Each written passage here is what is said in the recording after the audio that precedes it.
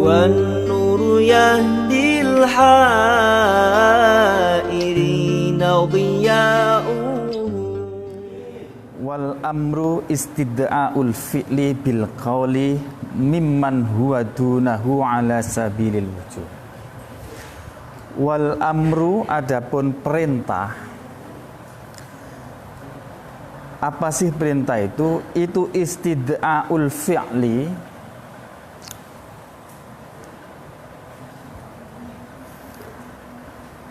itu istida'ul fi'li, menuntut pekerjaan, menuntut wujudnya pekerjaan, menuntutnya bil qauli dengan cara ucapan, bil qauli dengan ucapan, menuntut mimman dari seseorang, huwa yang bermula man, itu dunahu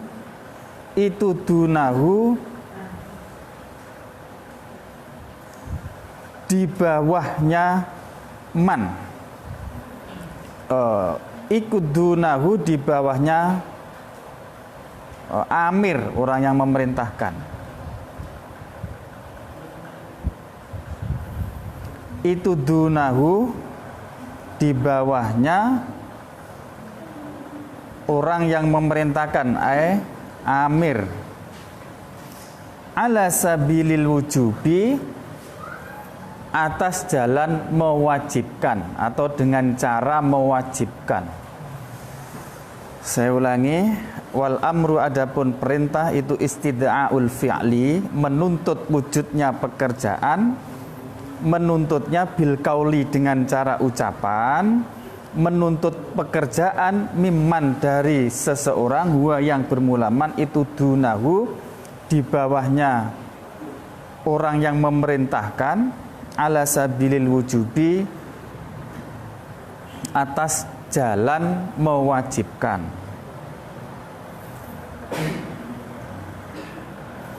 Jadi perintah itu adalah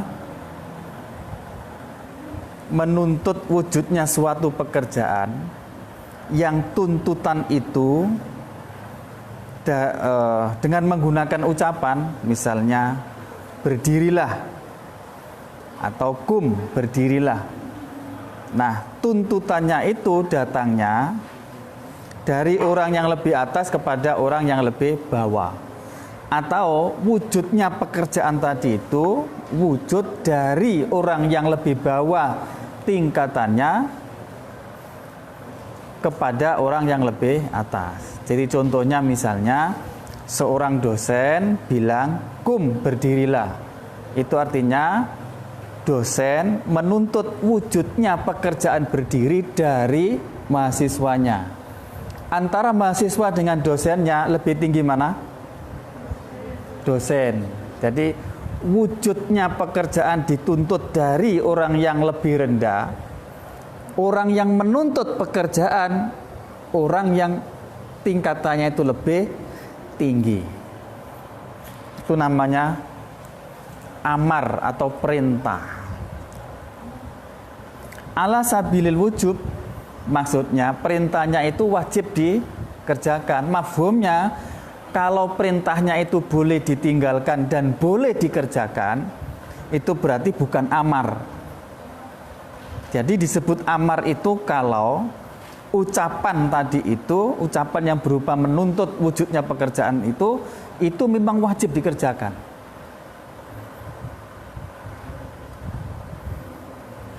Oke. Kalau dalam ayat misalnya aqimus sholah, dirikanlah sholat. Lafal aqim ini dawe Gusti Allah ditunjukkan kepada hambanya, para manusia. Manusia lebih rendah daripada Allah. Jadi menuntut wujudnya pekerjaan mendirikan sholat, di mana pekerjaan itu muncul dari orang yang lebih rendah, yang wujudnya itu diwajibkan. Kalau nggak diwajibkan berarti bukan amar, itu mafhumnya. Nah, kalau wujudnya pekerjaan itu bukan dari orang yang lebih rendah, bagaimana? Contohnya mahasiswa kepada mahasiswa. Gimana? Fa in kana, maka apabila ada apalah istida'u, menuntut pekerjaan, itu minal musawi, dari orang yang sederajat, jadi orang yang sama, orang yang sepadan itu apa? Selevel.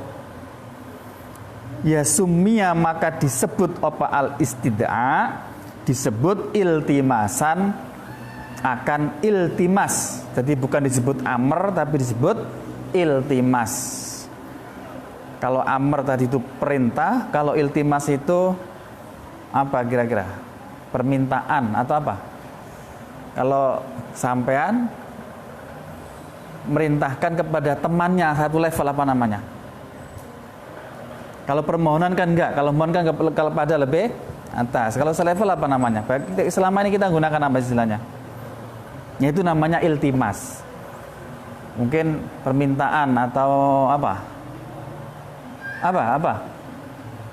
Sampean pernah nyuruh teman sampean enggak? Pernah. Nah, apa itu namanya? Nyuruh tapi satu level. Apa namanya itu? Istilahnya apa? Kalau bahasa Arabnya iltimas. Kalau bahasa Indonesia sampean apa istilahnya? Halo?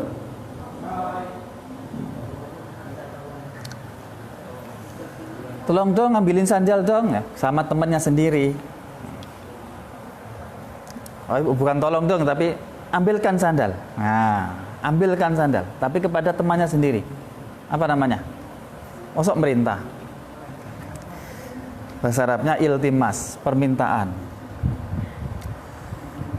Nah, kalau dari orang lebih atas gimana? Wa minal a'la, dan dari orang yang lebih atas, kalau permintaannya itu munculnya dari orang yang lebih atas, sumia, maka disebut apa? Istidaa, disebut soalan akan permohonan.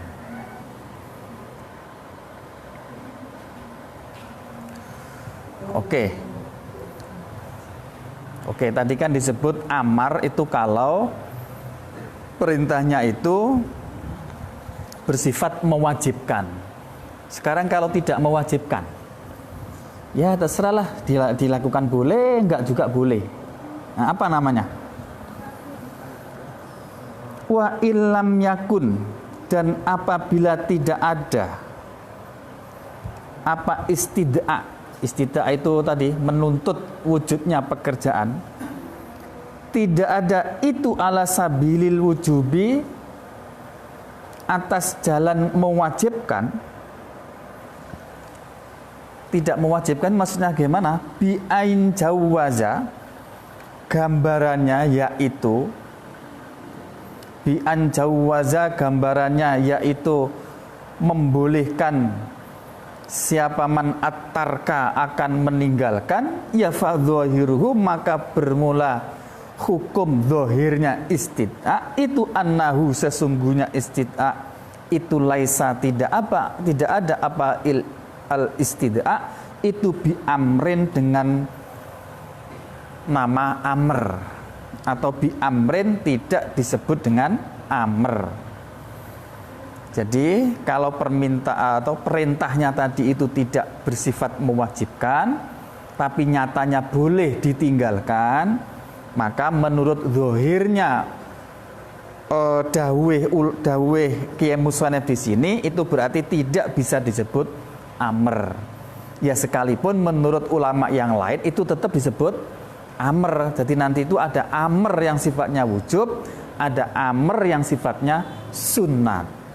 Ada lakukan, ada amar yang sekedar dianjurkan saja, boleh ditinggalkan. Nah, tapi menurut daweh musonef ini, menurut zahir kalimatnya itu ya tidak bisa disebut amr. Hanya disebut amr apabila menunjukkan tuntutan wajib. Aifil hakikoti, maksudnya di dalam segi hakikatnya. Majasnya ya tetap bisa disebut amr. Oke, bismillahirrahmanirrahim. تلق من الغيب